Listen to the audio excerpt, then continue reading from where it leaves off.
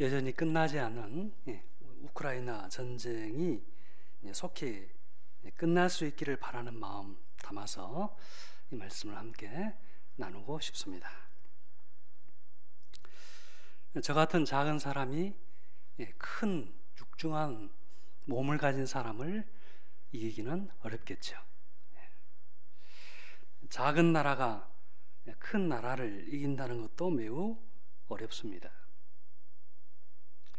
그래서 국제 질서는 이런 강고한 힘의 원리를 따라서 굳어져 있습니다. 이런 질서에 반하는 예를 우리는 역사에서 쉽게 찾아보기 어렵지요. 늘 강한 나라가 세계를 지배했습니다. 고대 이집트가 그러했고, 바빌론이 그러했고, 페르시아가 그러했고, 또 알렉산더의 헬라가 그러했고, 아우구스투스의 로마가 그러했습니다. 오늘날도 마찬가지입니다. 이 땅의 역사는 강대국의 각축장이라 해도 과언이 아닐 만큼 강대국들이 세계 질서를 형성하고 있습니다. 오늘날 세계는 미국, 러시아, 중국, 유럽이 서로 대립하고 갈등하면서 세상을 쥐락펴락하고 있습니다. 이들에 의해서 힘없는 나라들의 운명이 갈리고 미래가 결정되어집니다. 우리나라도 예외가 아니었죠. 미국과 소련과 중국 사이에서 나라가 분단되어서 70년을 이어오고 있습니다. 세상은 이처럼 늘 강하고 큰 나라가 지배합니다. 그래서 힘없는 이스라엘도 바벨론이라고 하는 강한 나라에 짓밟혀서 먼 이국 땅에 포로되어 끌려왔습니다. 강대국 사이에서 등락을 거듭하다가 결국은 망해서 노예 신세가 되고 만 것입니다. 하지만 이것은 하나님의 실패가 아니었습니다. 이것은 하나님의 패배도 아니었습니다. 이것은 세상의 빛과 소금이 되지 못한 백성에 대한 하나님의 징계였습니다. 하나님이 원하시는 공평과 정의를 도외시한 채 탐욕과 불의로 행한 죄에 대한 심판이었습니다. 여호와께서 내게 구하시는 것은 오직 정의를 행하며 인자를 사랑하며 겸손하게 내 하나님과 함께 동행하는 것이 아니냐라고 하는 이런 선자의 외침에 대해서 외면했기 때문입니다.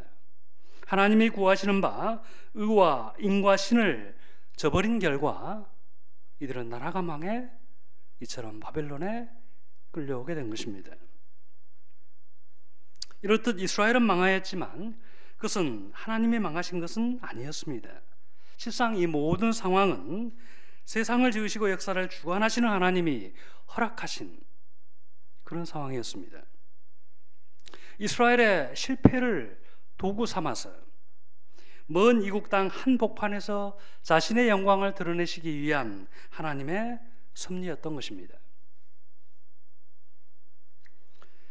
하나님은 이국 땅 바벨론에서 그곳에서 당신의 영광을 드러내시기 위해서 느부갓네살이라고 하는 왕에게 한 꿈을 꾸게 하셨습니다.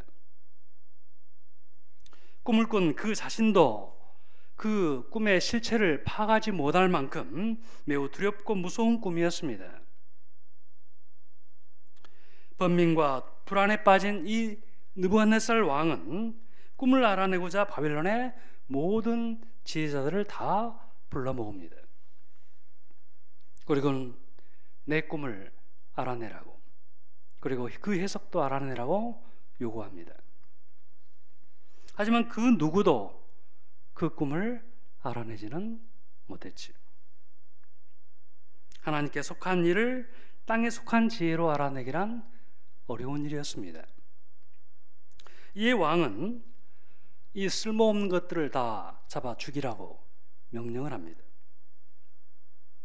이 왕의 말 한마디로 수많은 생명이 죽어나갈 그런 처지가 된 것이죠. 이것을 통해서 그 짐승 같은 제국의 난폭함과 폭력성을 하나님은 고스란히 드러내셨습니다. 이에 왕의 근위대장이 명령을 수행하러 나갈 때 다니엘이 그를 붙듭니다. 근위대장님, 제가 그 꿈을 알아낼 테니 그들을 죽이지 마십시오. 그리고는 친구들에게 기도를 부탁하고 자신도 하나님 앞에 간절히 기도합니다. 그리고 마침내 하나님의 응답을 받습니다. 왕이 꾼 그 꿈과 그 해석을 알아낸 것입니다. 이 곧장 다니엘은 왕에게 달려가지요. 왕이시여, 하늘에 계신 하나님께서 왕에게 후일에 될 일을 알게 하시려고 이 꿈을 꾸게 한 것입니다. 왕이여, 왕께서 보신 것은 한 큰 신상입니다. 그 신상이 왕 앞에 섰는데 크고 광채가 매우 찬란하였고 그 모습은 무시무시한 그런 모습이었습니다. 그 신상의 머리는 순금으로 되어 있고 그 가슴과 팔은 은이었으며 배와 넓적다리는 노시요 종아리는 쇠였습니다. 그리고 그 발은 얼마는 쇠요 얼마는 진흙이었습니다. 다니엘은 왕이 꾼 꿈의 내용을 상세하게 왕에게 묘사해 주었습니다. 하지만 왕은 다니엘의 해석이기까지의 그 의미를 알지 못하지요. 이에 다니엘이 그 꿈을 해석해 줍니다. 왕이시여, 왕은 여러 왕들 중에 왕이시라. 하늘의 하나님이 나라와 권세와 능력과 영광을 왕에게 주셨고 사람들과 들짐승과 공중의 새들 어느 곳에 있는 것을 막론하고 그것들을 왕의 손에 넘기사 다 다스리게 하셨으니 왕은 곧 그 금머리입니다 라고 해석을 해줍니다. 그렇습니다. 이 금으로 된 신상의 머리는 느부갓네살과 그의 제국을 가리키는 것이었습니다. 하나님께서 느부갓네살 왕에게 찬란한 금과 같은 그런 정치적인 성공과 부를 안겨준 것이죠. 자, 그렇다면 뒤이어 나타날 나라는 어떤 나라일까요? 통상학자들은 여기 은으로 된 나라를 메대라고 하는 나라로, 그리고 노스로 된 나라를 바사라고 하는 나라로 그렇게 해석합니다. 후에 페르시아가 되죠. 그리고 뒤이어 나타나는 이 쇠로 된 나라는 모든 것을 부수고 깨뜨릴 알렉산더의 헬라를 가리키는 것으로 해석합니다. 그 파괴적이고 침략적인 성격을 철로 묘사하고 있는 것이죠. 아무튼 다니엘은 금, 은, 놋, 쇠, 흙으로 이루어진 이 거대한 신상을 시대를 이어서 나타나게 될 나라들을 상징하는 것으로 해석해냅니다.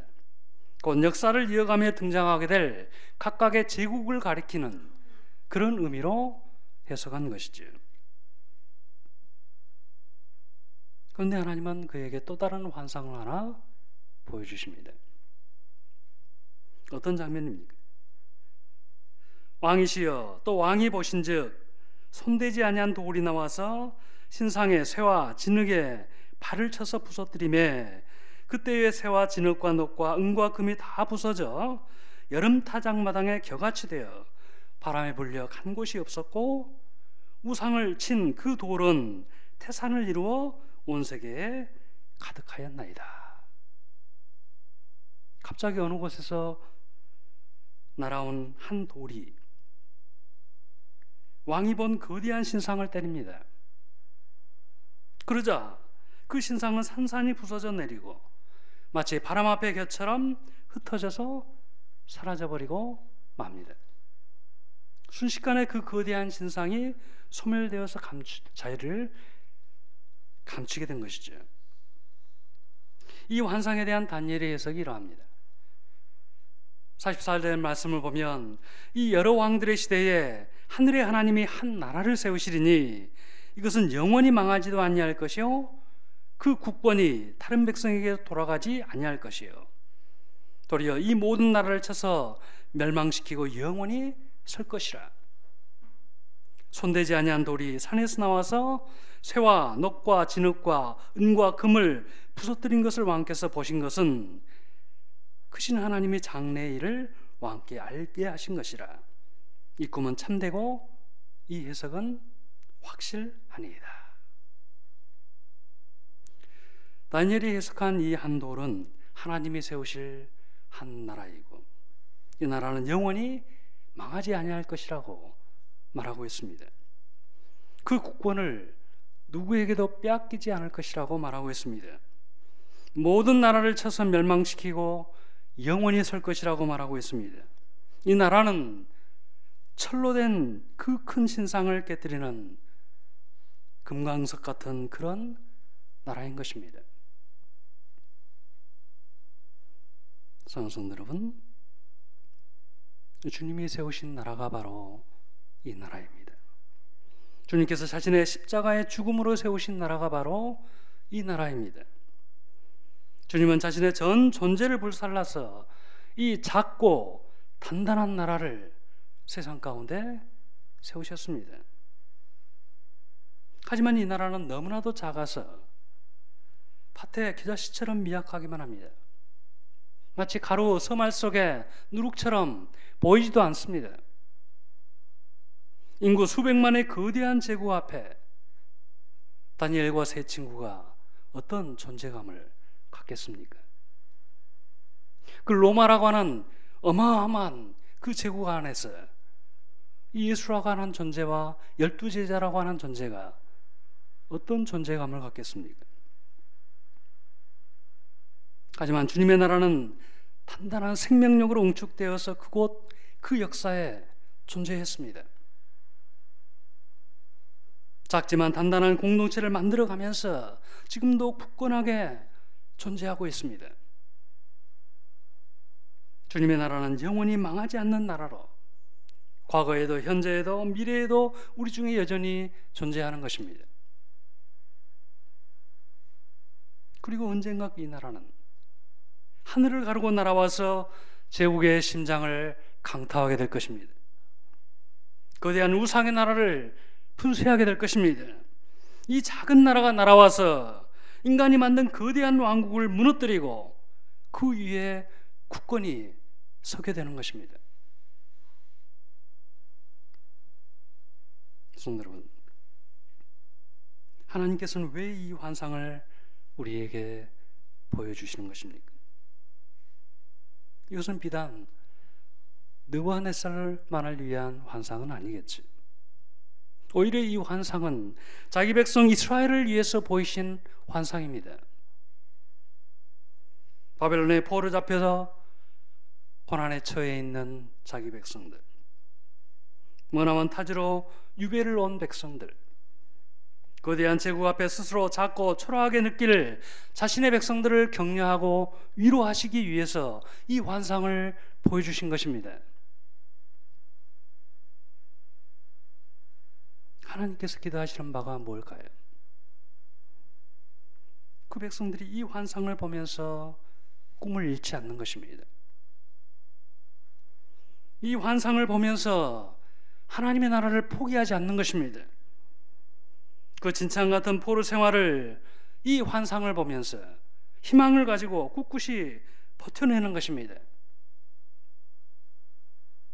거대한 신상의 나라 앞에 위축되지 않고 그 거대함에 눌리지 않고 의연하고 당당하게 그 땅을 살아가기를 바라는 마음에서 하나님은 이 환상을 자기 백성에게 보여주신 것입니다. 성도 여러분, 지금 교회는 마치 바벨론 포로민과 같은 신세입니다. 교회는 지금 세상의 중심에서 밀려나 있습니다. 세속주의에 포박되어서 마치 유배를 당한 것과 같습니다. 한때 기독교는 유럽과 북아메리카 사회에서 중심적인 위치를 점하고 있었습니다.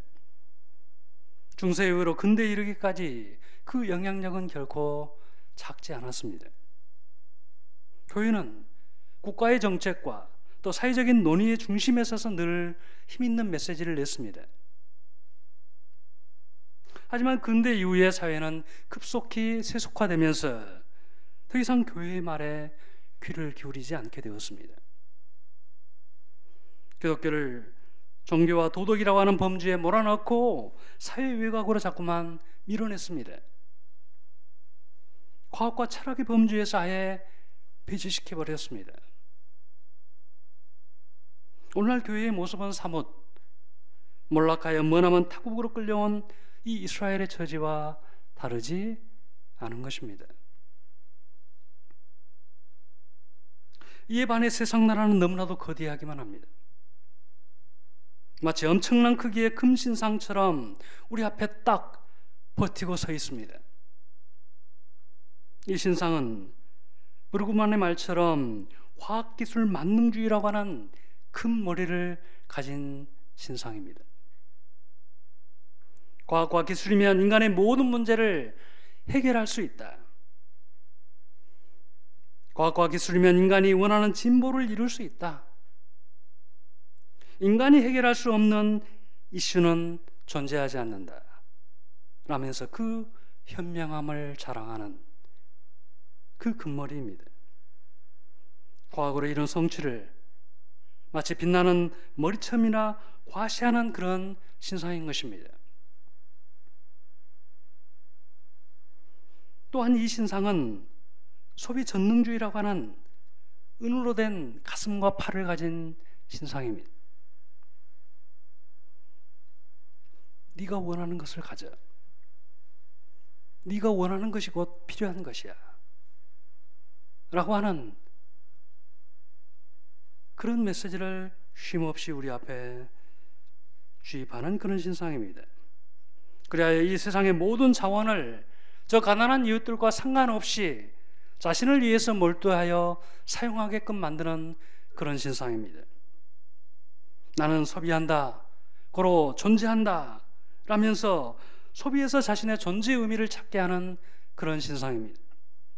광택나는 은빛 가슴을 자랑하면서 소비의 유혹으로 우리의 눈과 마음을 사로잡는 그런 신상인 것입니다.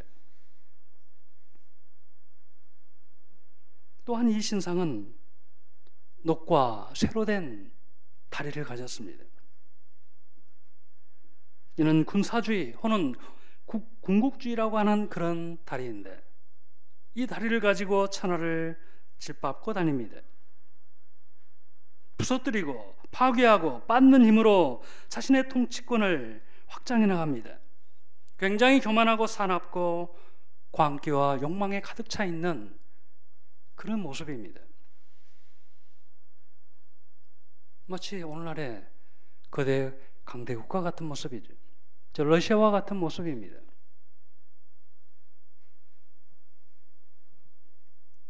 이 군국주의의 다리는 빛나는 머리와 가슴을 수호하기 위해서 폭력과 압제와 파괴와 살상을 일삼는 그런 다리인 것이죠. 바로 이런 견고한 세계를 우리는 살아가고 있습니다. 감히 그 거대한 신상을 어떻게 해볼 마음조차 품지 못한 채 우리는 한없이 무력함과 미약함을 느끼면서 그저 바라보게 되는 것이죠. 저는 우크라이나 전쟁 안에서 너무나 작고 초라하고 어떤 것도 할 수 없는 무력한 자신을 보고는 합니다. 마치 바벨론 포로민 이스라엘처럼 그 앞에 스스로 작고 초라함을 느끼면서 위축된 모습으로 하루하루를 살아가고 있는 것입니다. 이런 우리에게 하나님은 환상을 보여주십니다. 손대지 않는 돌이 날아와서 이 신상의 심장을 강타하는 환상을 우리에게 보여주십니다. 그 웅장했던 신상이 일순간에 무너져 내리는 환상을 우리에게 보여주십니다. 우상을 친 그 돌이 태산을 이루어서 온 세계에 가득한 그런 환상을 우리에게 보여주십니다. 그렇습니다. 언젠가 작은 돌멩이 같은 이 나라가 하늘로부터 날아와서 거대한 우상의 제국의 심장을 강타할 것입니다. 공고한 시장 절대주의 시스템을 붕괴시킬 것입니다. 우상처럼 숭배되는 돈 숭배의 금신상을 파괴할 것입니다. 인간의 영혼을 사로잡는 그 모든 거짓 이데올로기와 화형의 영을 파괴할 것입니다.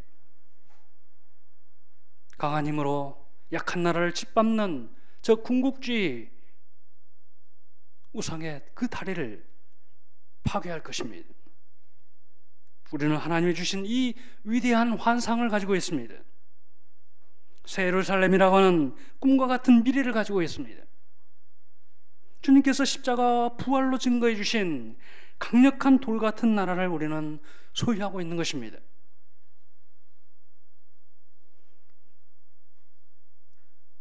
그러니 성도 여러분, 후들거리는 다리를 굳게 세우시기 바랍니다.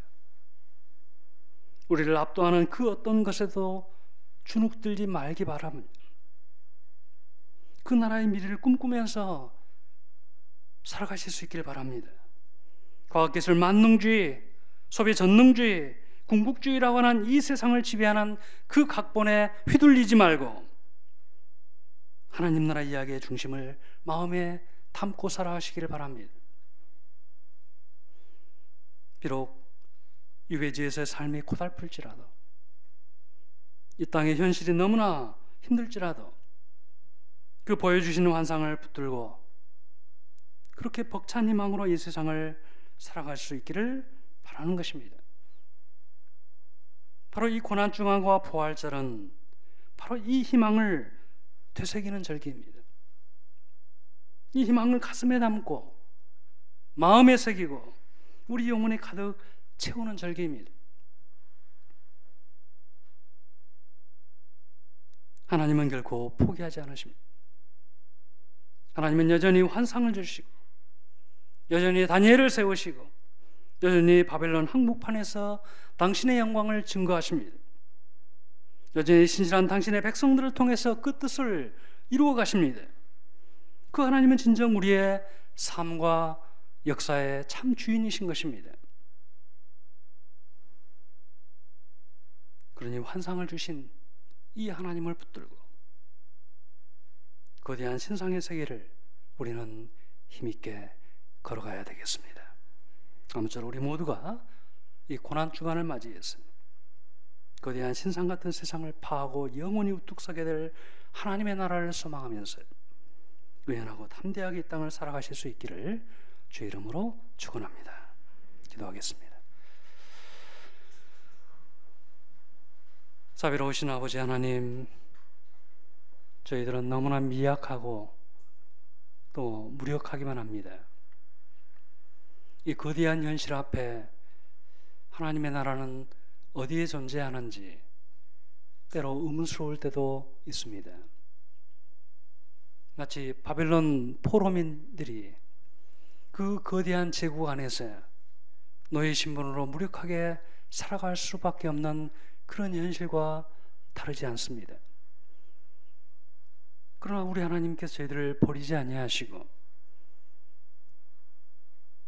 느부갓네살이라고 하는 이방의 왕을 통해서 놀라운 하나님 나라의 환상을, 꿈을 우리에게 보여주신 것을 감사합니다.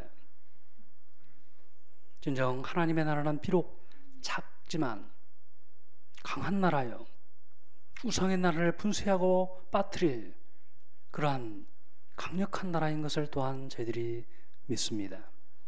하나님, 우리가 주님 주신 그 환상을 붙들고 우리가 살아가는 이 고난의 현실, 전쟁과 재해와 기근으로 고통받고 있는 이